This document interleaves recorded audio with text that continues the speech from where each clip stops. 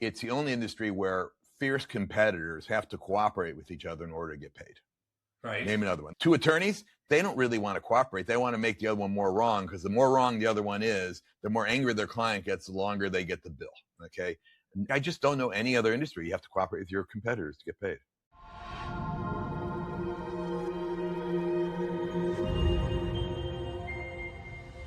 Hello everyone, Rick Albert here with another episode of the Key to the City of Angels. I'm super excited to have David Faudman of the Top Agent Network here. David, thank you so much for coming on. Thanks for having me. I was flattered that you invited me, so thank you. We have met in person. I remember we had lunch that one time a while back, and we can kind of talk about what the Top Agent Network is, because I know we're a part of it. But let's start off with, what is TAN? A lot of people call it that. And how did it form? Like, how did you get started in this? Sure. TAN is a Top Agent Network, and it's a communication platform for the top 10% of real estate agents, residential real estate agents, in selected geographies. We call them chapters around the country. And they communicate just the way they used to in the olden days before there were computers, all in the service of their clients across brokerages, about properties they're working and bringing to the market, a buyer need, who's your favorite plumber, I've got an asbestos problem, that sort of thing. So it's very active in the vast majority of our chapters. We're in about 40 chapters across the country, from Northern and Southern California, Arizona, Texas, Chicago area, Boston area, DC area, Westchester County, Southern Florida, and I'm sure I missed a few in there. And we have about 17,000 members who are top agents. And just to put that in perspective, that 17,000 agents represent about 0.5% of the U.S. agent population. Wow. But collectively, they do about 20% of the U.S. real estate business. Yeah. So they're outsized for their weight, for sure. It's kind of like the 80-20 rule, right? So like a certain number of agents, and well, I'll tell you, especially lately, I've been working with a lot of agents that do 1 to 3 deals a year, and they make up such a huge portion of the volume. But I'll tell you, I had the most problems with them, I've noticed. And I don't know what you've heard, right? But it irks me when people are like, I've been in business for 25 years. I'm like, this line of work, the number of years you're in business has no bearing on whether or not you're a good agent. Yes, I agree. We do it on experience, which is sales volume, Exactly. where we verify everything. We're very specific about that. I have all kinds of numbers about agent count and concentration at the top. And if you're interested in that, I'm happy to go through that.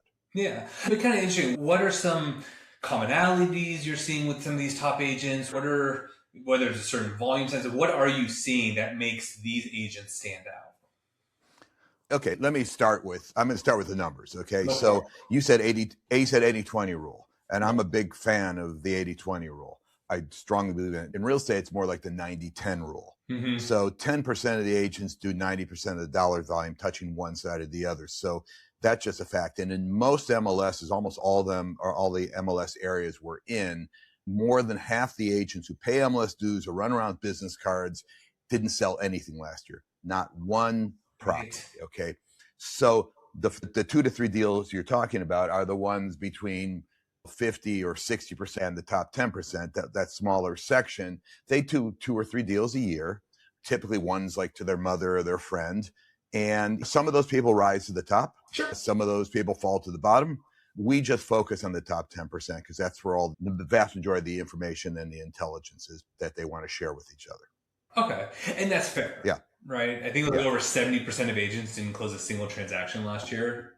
Oh, you got 70? It depends where you're at. It's probably down in your area where it's a more expensive average price, so that when the price point's lower on average, which isn't the markets in which Top Agent Network is in for the most part, then you'll get more people doing a deal or two at closer to 50% did something. Whereas in LA, West Side LA, I wouldn't be surprised if it's 70% didn't close anything last year. Yeah. I think one of the biggest challenges in our industry is people are getting into it, right? Low barrier to entry. And then they're like, well, I love homes. I love showing homes. I'm like, that's not the job. The job is client acquisition. Yeah. The job, actually, I think there's 2 parts of the job. I've been doing this forever. I was a broker myself. So I think there are two things a real estate agent needs to be successful in this business. Mm-hmm. And you must have both. You can't just have one. One is you just described as client acquisition. You have to have clients. If you don't have buyers and sellers who are qualified to do something, no chance you're going to be successful. But the second part, maybe the harder part, is getting those clients to be reasonable. I don't know about you, but you ever had a client who isn't reasonable about what they can buy for their money or what they can sell their property for? All the time, and especially right now when we're seeing a slightly slower market, like I'm having to constantly like readjust expectations. Oh yeah. Yeah. I have, the more you know me, more I have little lines and humor and all that kind of stuff. But this one isn't actually humor. This is true. When I was working as a listing agent, I used to say there are three ways to price a listing to get a property. One is to do comparative market analysis, look at the other homes, add and subtract for condition and view and blah, blah, blah. Second one is invite 10 or 12 agents who know the market really well, ask what they think it should go for, throw out the high and low, take the average. And the third one is just ask the seller what it should sell for and subtract 15%. Those three numbers are always about the same. Right. Try it sometime. You'll say, yeah, it's typical. So that's just the way it goes. Yeah.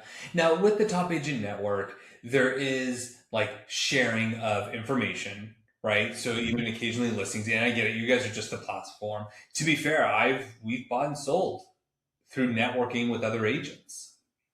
Mm-hmm. So there's always this big debate about selling off markets, not selling off market, or we should say selling off the MLS versus on the MLS. What have you been seeing some of the commonalities, like why a seller would want to go through the top agent network versus, hey, why wouldn't I just put this in the MLS and do mass exposure? Okay, first of all, I'm a fan of the MLS. Mm-hmm. Oh, absolutely. There's a place for it. I think they're really important. Okay, yeah. For the vast majority of situations, the MLS is the answer. Mm-hmm. So, but the MLS it's always been an incredible system for sharing listings, but it's never meant to be the way of controlling conversation. So 100% of the homes that sold in LA or any part of the United States last year, 100% of them started as unlisted properties. And 100% of them started not on the MLS. Somebody knew about them. First it was the seller, then their agent. And there are many cases where a good agent doesn't wait for properties to come on the MLS and see if they can sell them. A good agent works their network, because what consumers want from you is a lot of things a machine can do now. AI solves a lot of problems and change search tremendously. But the two things a client will pay for and wants from you is, of course, your knowledge, just who's who, what side of the street, and your network, your relationships. And so when somebody is networking or communicating with other top agents across brokerages on TAN, they're doing it in the service of their clients. Now, why would a seller want to do it? Sometimes they just are not really ready to go. They want to see if they can get a certain price. That's often important. And before they go and get stale on the MLS, those dreaded days in the market and price reductions, sometimes a seller says, I actually own a duplex in Sausalito, California, and I've got tenants in there. If I can get a certain price, I would sell it, but I would hate to upset my tenants and have them move out, finding out that I'm going to be selling it. So I would put it on there to find out. Also, oftentimes a seller can get more money than if they go on the MLS. And everyone says you got to have mass exposure. I think that applies in most cases, especially on average price homes that are easy to show with a lockbox, et cetera. Why not? But sometimes you get more money because the buyer values something that's scarce and exclusive. And they'll say, we've been looking all summer, we've been shut out 3 times. Give them the extra 100,000. Let's be done with this. Mm-hmm. And then there's also a situation where the seller just can't really easily show the house because grandma lives there and she's sick and we just can't do it that way. So there's a lot of reasons. And then we all know about especially in your area, all the movie stars and such don't want everybody knowing. And remember, we just talked about 10% of the agents do 90% of the business and 50 to 70% sell nothing. So what's the point of talking to those people who don't sell anything about your house other than they'd like to see it? Right. But liking to see it versus this is not show and tell, this is show and sell. You have to target. For something like a house, it's expensive. It's not, have you ever driven down the freeway? You know what a Bugatti is, right? Yeah. $4 million, $5 million car. Okay. Only a few people can afford that or even want to afford that. I don't think I've ever seen a billboard that says drive a Bugatti today, right? The same thing happens in real estate. You want to target your buyers. So I can go on and on, but there are a lot of value to communicating with other agents before you go broad in the MLS. So I remember years ago, I was talking to a potential seller, and through TAN, I got a buyer need from another agent, and it laid out my potential seller's house. And it actually allowed me to go to him and say, you want to at least show it? You're thinking about it. Here's a legitimate buyer. Sure enough, we showed it. We talked about it. We negotiated a deal and we closed. And my seller was super happy. There wasn't open houses. It was a fair price, right? And even the buyers liked it because, to your point, they don't want to necessarily compete, or it could be privacy, all that kind of stuff. It makes it for a really interesting conversation. It gets people to think. And we have names for everything at TAN. We call it shaking the trees. So somebody puts a buyer need out there, you know somebody, you'd like to make a sale, that's your job. So you're going to call that guy and say, hey, I might have somebody who might pay a great price and make your life really easy with great terms. What do you think? Look, everything's for sale at a price except for maybe your kids and your family, right? Right. Your house you're in right now, I guarantee I don't know your house, but if somebody walked, I guarantee it's not worth $50 million. If somebody offered you $50 million, you'd be out tomorrow, right? I'd be out any day. Yeah, you'd be getting off this call. Yeah, we'd be done. Okay. Yeah. But you're right. Every home's for sale. The reality is every single home is for sale at the right price. Of course, what people will say, and I agree with some of it, a lot of times people put things out not on the MLS with aspirational prices, which isn't always the market. So there's nothing to get a seller to lower their price like getting beaten up on the MLS. That will get them down after a while. So it's just agents their clients expect you to network with other top agents. That's what they want, and not just in your own brokerage. Some people are in small brokerages. They have to reach out to all the top agents. You asked me a question how I got started. Would that be how this whole thing started? Yeah, Would that be of interest? Okay. So it was 1995. I had been a real estate agent for 4 years. I was a little younger than I am today. And I had just come out of Bain & Company. I don't know if you've heard of it. It's a management consulting company out of Boston. And now I got into this real estate business, and I was shocked at how unprofessional it was, right? At the time in my office, which at the time was a big office, I was 65 agents, which that used to be a big office, no more. And I soon learned that if I wanted to do well, I had to network and communicate with people who really knew what they're doing. Help me price this. Do you think you have a buyer for this? I've got a buyer, whatever it is. Problem is the 5 or 6 agents in my office who really were the agents in my office who were really the pros were hardly ever there because they were out with clients. And so I said, I don't just need to talk to the agents in my office. So really in a tedious way, I figured out the top agents, 80 agents were in Marin County where I was. And I would call them when I had something. Can you help me prices? And it worked. And my clients thought it was great. And I was gathering information, but it was really tedious. So then this thing called email came out. Remember, it was in 95. We didn't have social media or any of that stuff. And I said, boy, that would make it easier on me. So I called each one of these agents and said, what's your email address? And I'll never forget, I would literally hear them yell down the hall, these agents, to their assistant or their kid and say, hey, Johnny, what's my email address? That's where we were. So I cobbled this thing together. I started sending my stuff out. It was way easier. My clients loved it even more. And pretty soon the people on my list said, can I use it? And I created a little listserv thing. And then fast forward to 2011 or so, we raised some money and we launched Top Agent Network. And as I said before, we're now at 17,000 agents in 40 chapters with these agents doing $300 and something billion a year in home sales. Yeah, it's why I remember early on to find off-market properties for my buyers. I remember sitting in a conference room. I'd print out all of the phone numbers of the agents who sold in that area. Mm-hmm. And I just started making phone calls. Sure. Yeah. And sure. Just, hey, do you have anything? And then people in my office thought it'd become a fun game to where we'd have a cup with random words in it. So as I'm dialing, I have to pull the piece of paper out. Whatever the word is, I had to use it in the conversation. Okay, I like that. I So like that. it can be something totally random, like Supra, whatever. One time the word was twerking. Twerking. Yeah. And so I was like, yeah, my clients are looking for a house, this area, they want a nice yard, in case they want to throw a party, maybe do some twerking, and just kept talking as if like it was just blended in. The agent had no idea. The people in my office are cracking up. I'm like, whatever, it's agent to agent. I can do that kind of Yeah. fun stuff. Yeah, sure. Um, That's how the world works. right? It's real estate is, especially at the top, real estate's a people business. It's just like we're doing now. We could do this by Slack, but it wouldn't be as interesting as actually talking face to face. Yeah.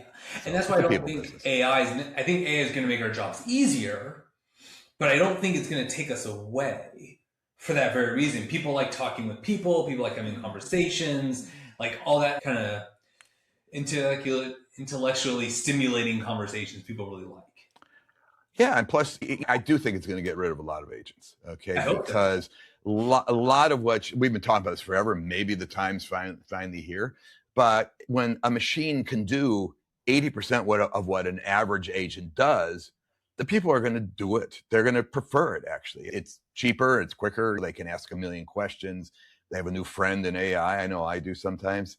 But that 20 or 10%, whatever you call it, where somebody needs to be reassured, needs you to weigh in, that I don't trust to a machine. I just wouldn't. Oh, it's and really AI makes mistakes too all the time. It gives you bad advice sometimes. Oh, absolutely. So the big one right now was posted on social media. Ryan Serhant, the broker out of New York, he almost lost a $50 million deal. Because, yeah, I saw that one because AI said you overpaid or you underpriced or something. Exactly. Yeah, both buyer and seller were like, am I overselling? Am I underselling? And it agreed with them because the problem with AI is it's very agreeable to you. It wants to stroke. Yeah. Oh, yeah, it sure does. You'll ask it, you'll say, but that's wrong. That's not how it works. And before you said something else, and it will almost say, oh, David, you're so smart and handsome. Did I mention? It never admits it was wrong. It just tells you how bright you were. It's brilliant. The way exactly. Oh, no, it's super sharp. Yeah. But then you have the other case in Florida where a guy sold his home using ChatGPT, got 5 offers. So now now all these articles are coming saying AI is going to replace real estate agents. But now the articles are coming out where they're interviewing the buyer's agent. And the buyer's agent's like, first of all, he reached out constantly throughout the transaction because he didn't know what he was doing. And he actually undersold the home by potentially hundreds of thousands of dollars. There you go. Because it was a community where pretty much all the homes were very similar, but this particular property had upgrades. It was a bigger lot. Had a pool, things that made it very rare. So it's like her buyer basically got anywhere, I think on the low end was $75,000 in savings, all the way up to $225,000 because it was such a big range.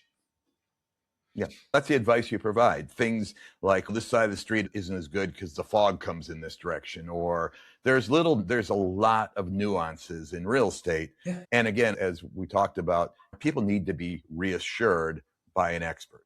Right. So I don't think AA is going to get rid of, it's just going to get rid of most of them. Yeah, which again isn't necessarily a bad thing. I think there's too many in the industry. So we'll certainly see. So when we talk about some of this off-market stuff, because there's the clear cooperation policy, which basically says we're not allowed to have pocket listings, right? But you're allowed to share them within your office. That's like the carve out. So now we have this Compass Anywhere merger where there's 330,000 agents that could arguably share. What are you seeing on your end and what conversations, if any, the agents are having about it? We're growing. Okay. We're still growing. I think I applaud everybody. We're all business people. We're all trying to do the right thing for ourselves and the right thing for our clients. This is how you stay in business. And Compass, you got to give them credit for making an acquisition like that. And Revkin's he's quite a sharp, aggressive guy. And I appreciate that. I think what's happened now with taking coming soons and private exclusives and putting them on Redfin, and you're just moving the ball around. It's not private if it's public. I don't even understand what it does. Okay. Yeah. What is it? It just makes a little bit more of a mess. That's not what we're about. We're about communicating in the service of the clients. We're not about lead generating. We're not about trying to recruit agents, because we represent no brokerage, certainly no double ending, because once you put it on TAN, all the top agents can find it and get matched to it with their buyer needs or their properties. So it's really about what's best for the client. That's how it should be. What's going on with Zillow, and there's a couple other places, and Redfin, neat, cool, exciting, kind of hurting the MLSs a little bit. But I don't know if it's really materially changes anything, except for creates a little more hassle. That's all. It's not solving the pricing problem or the communication problem or any of that stuff. I just got an email recently, like now our coming soon listings, which is not officially on the market, they're now going to be syndicated. I'm like, wasn't the whole point of coming soon to have an alternative? And now you're about to syndicate it? Pretty soon there's going to be coming soon. Of course. It's going to be, and then there's going to be coming soon. Yeah. I'm always looking at what problem is there to be solved. You could argue, okay, so one of the arguments they make is you don't get the negative insights of price reductions and days in the market. Except for if you're a buyer and you're looking at a property, it wouldn't take more than 8 seconds to put that address into AI, and it's going to tell you everywhere it's been, where it started, if it's publicly facing, okay? Yeah. Then all that's out there anyway. Maybe you don't show it on the screen, but I'm going to find out in a minute. Don't worry how long you've been on, what your price reductions have been. But the problem is, if you post as coming soon and then change the price before going active, you can still see the history of the price drop. Sure, and AI will find that anyway. Exactly. Yeah, AI, it defeats the purpose. 2 seconds. Of like it doesn't. Exactly right. And again, I applaud anyone trying anything new, and it's a competitive world out there. That's a different problem than agent-to-agent communication in the service of clients. And when it comes to these off-market, I know sometimes people's concerns, oh, you're just trying to double end the deal. But have you really seen that? Has that really been a thing with some of these off-market properties? Or are you seeing most of the time it is two agents bringing a buyer and seller together? It just happens. Well, in our case, if a deal goes through, it's always two agents bringing the buyer and seller. The concept behind the term pocket listing is a very negative connotation, because it says you keep it in your pocket for you to either as a hook to generate leads or to double in the deal. Mm-hmm. Okay. That's not what we're talking about with Top Agent Network. So we don't really have that question, because you put it in there. Our agents are the top, they're the most aggressive, connected, have the clients. So you put it in there, you're already exposing it. You're doing this because you're trying to do something for your client, which isn't double ending. That's nothing. That's not for your client. Yeah. That's often for you. Unless it won't sell and you're the only guy in the world who can sell it. There you go. Yeah. So, to be fair, I don't think there's that high a percentage, even off market. And again, this has to be a guess because we don't have the data of like how many deals are really double ended. Because exactly. There isn't that high percentage. It really isn't. It doesn't work that way. The chance of you actually having the buyer for your own listing is pretty rare. And plus, when I was an agent, a couple of times I double ended it, and I regretted it both times, because in the end, I didn't make any more money. They yelled at each other through me and then beat me up on my commission. So I took on all the liability, got yelled at all the time. I didn't know who I was representing. It was very difficult. It wasn't the right move for me. I probably did it in hindsight. I'd agreed. And that's just the way it was. Yeah. Yeah. There's a few times I've done it. For the most part, it's been good. There's always a little bit of a question of, especially when it's a new buyer and they want you to double end it. But then the problem with dual agency that people don't realize is we're supposed to stay neutral at that point. Mm-hmm. But then there's always that little bit of feeling like, what side are you really on? Absolutely. I would prefer to make less and have another experienced agent involved. I would definitely prefer that, because frankly, it's not worth the extra money I might get, which usually you don't. You end up getting a commissionectomy anyway. Mm-hmm. It's not worth it. And you can't, when I was an agent, all the good agents, they go to bat for their clients.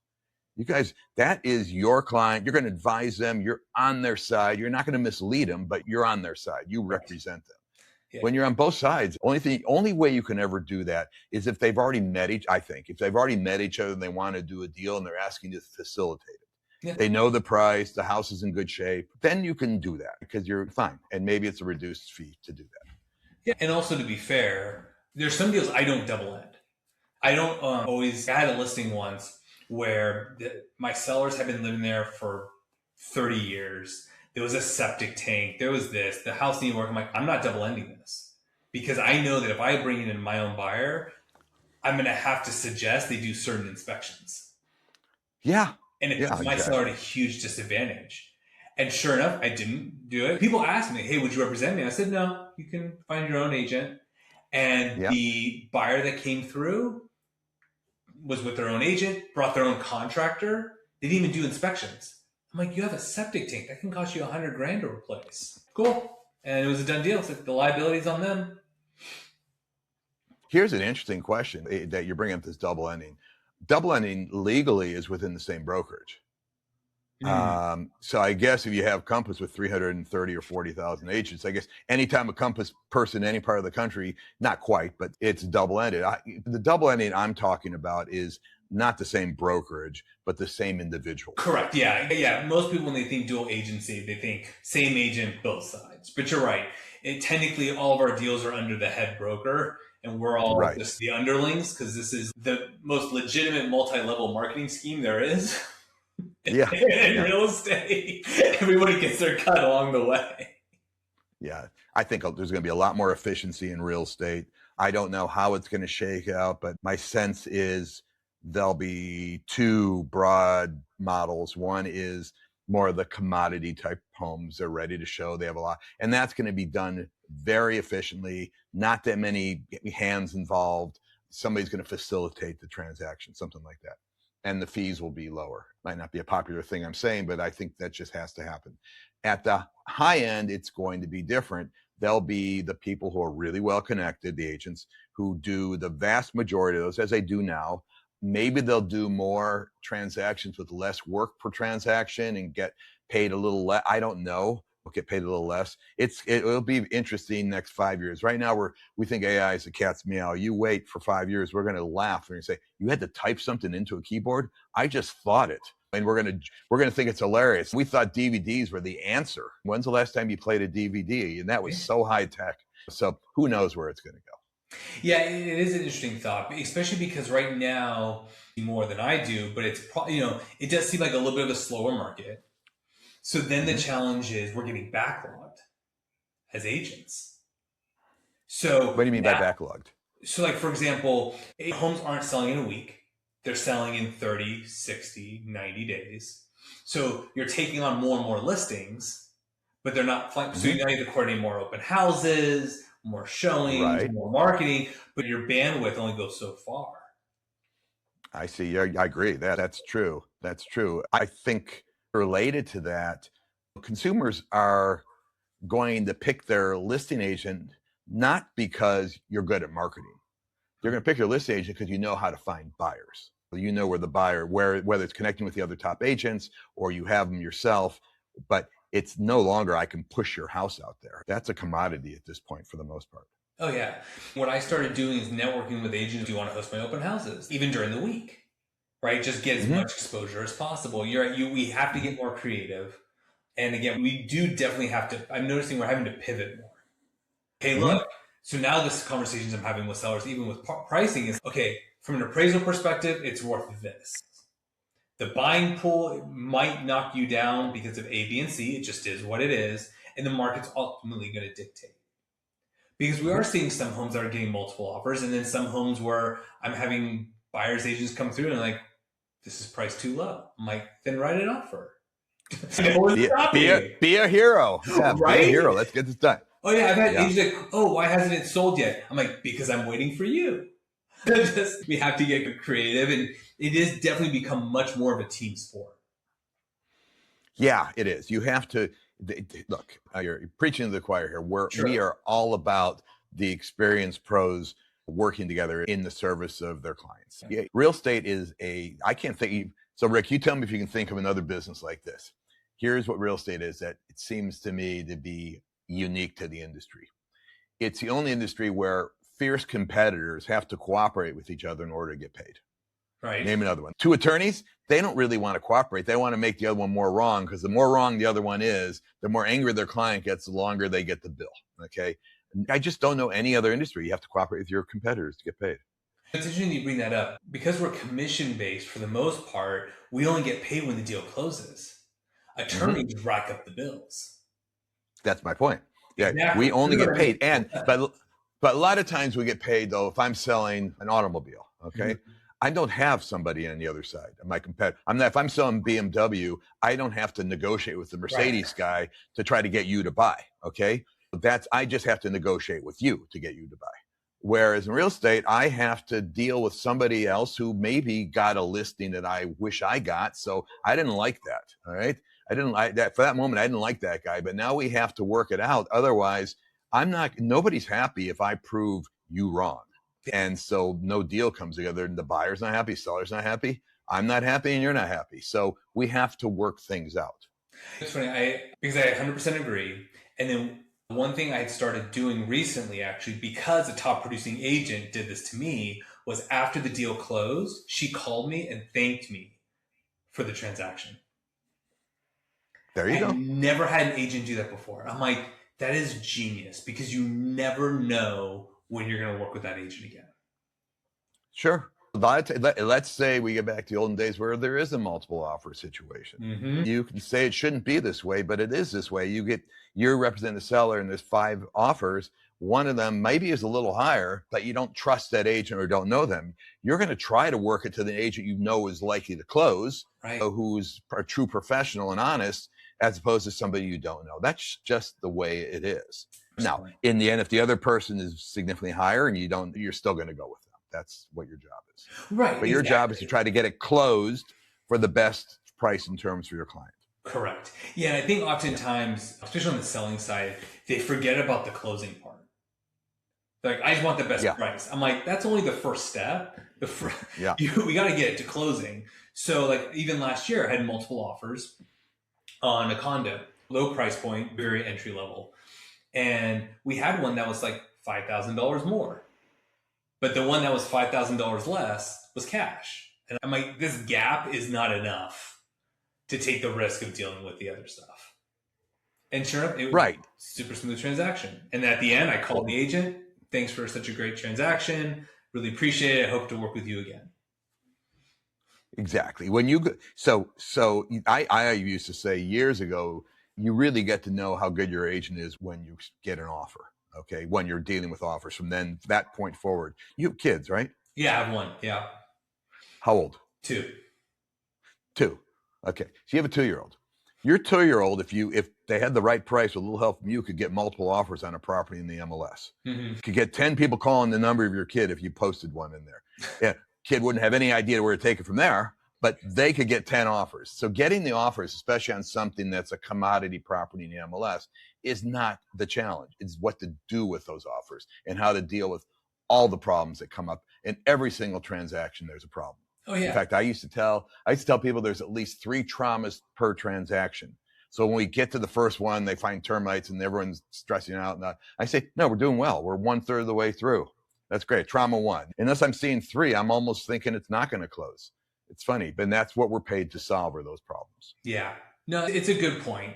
And because every property is unique, every transaction is different. That's why, like when I was saying earlier, like someone says, oh, I've been in the business for 25 years, and that's like their claim to fame. I'm like, that's not good enough, because every transaction is different. And I've had agents who are like, this has never happened to me in the last 20 some years. And I'm like, this just happened to me last week. This isn't new. Yeah. It's just you haven't done enough volume. Exactly. I always loved having a real pro on the other side. Yeah. So, I mean, it made the thing much better, a lot less likely for lawsuits, a lot happier result. It just was better. Yeah. As we wrap this up, where do you see, because a lot of people who listen to the show aren't necessarily real estate agents, but I think it's good for them to understand they're going to do business with a real estate agent at some point. What do you see some of the major changes that you think might be happening over the next 5 years, 10 years? And it could be AI, it could be other things. What are you seeing? So do you want it from the agent point of view, sure, or from a consumer point of view? Let's do both. Let's start with the agent point of view. Okay. Agent point of view, I think there will be fewer agents who are deeply involved in transactions. There will be some agents who are purely transactional. They chaperone the deal, attorney would. But in general, vast majority of agents, it used to be you'd have to be the When I first started, the joke was, and this was a long time ago, you'd have to have really good tennis shoes because when the house comes up, you got to run as fast as possible to get to it. That was your job. Mm-hmm. And there's not a lot of skill in that except for running. Okay. That's not going to do it anymore because most of that hunting is taken care of elsewhere. It just is. And so what people are going to look for, especially the higher end, is, and when higher end, it depends where you are, but million plus. In LA, I know it's 100 million plus. I'm just kidding you, whatever the numbers are down there. But you're going to look for an agent who is really well connected with the other top agents who know what they're doing, who have the stuff they're starting to work on, have the real buyers they're working with. That's going to limit it to two groups, as I said before. A handful of transactional ones and another handful of the real pros dealing with the special cases. And there's plenty of special cases to go around. From the consumer point of view, let's start with something as simple as search. Okay. We are so used to form-driven search. Give me your bedrooms, your baths, your cities, your price range, hit enter, and give me back 20 properties and I'll skim through it. That's just what we think we do. I think those days are over. Like probably next year, you're going to get in there and say, I'm looking for a tennis court and there are like 3 schools that might be interesting. I heard about them. Are there any other schools I should consider? I don't know. I'm looking for, I don't like the open floor plan. I want a separate family room. I don't like this family room inside my kitchen stuff. And I can spend I have this much money down. I'm willing to make this kind of payment. Show me some homes. And it's going to come back and say, these are my 5 favorite ones. And then the consumer is going to narrow it down. They're going to call you. And these are the ones that are publicly displayed. The ones that are still in the works, like on Top Agent Network, then you're going to have an agent who's well connected, or you will miss those. And these things should be broadly exposed to the agents who have the buyers, but that doesn't necessarily mean they need to be on a billboard or a bus stop or a public facing website. I don't think you always get the best deal on either side if you do that. Yeah. So I don't know if I answered your question, but it's going to change. It's going to be easier. Right now, buyers and consumers know so much more than they did 2 years ago because they're going to get on there and say, tell me about Rick. Where did he go to school? How much money does he make? What kind of commissions does he charge? How does he get paid? To what other properties? Has he ever lost any deals? They're going to know so much stuff. Why do I pay for this? Is there a way to not pay for that fee? It's just, they're going to come to you armed, sometimes wrong, but with a lot of information, where before you had to sit them down and walk through every little tedious detail. You don't have to do that anymore. Now you just have to be the expert on the market, the expert on the other agents, and be an expert on getting them to be reasonable. Yeah, because the reality is AI doesn't know the conversations that are happening offline. It doesn't. And it doesn't know the personalities of the people. Every one of your people has some reason they're doing this. It's an emotional reason. Yeah. Like I used to say I had this on my business cards when I was a young agent. I was trying to get business. And I said, specializing in marriages, divorces, births, and deaths. Because that turned out to be about 90% of the people who bought or sold. Right. There was they didn't just say, hey, I think I'll sell today. It seems like a good idea. There was something real going on in their life because it's such a huge process. Oh yeah. And expensive. I have a listing coming up. I literally met with the sellers this morning and we were talking about the kitchen countertops because they're the original countertops. And I said, I have another listing, similar countertops. People are pushing back. ChatGPT wouldn't know that because it doesn't know the conversations I'm having during showings and open houses. Yeah. And you said you should change the countertops, right? Yep. 100%. Yeah. And did you ever have a client push back and say, but I love these countertops?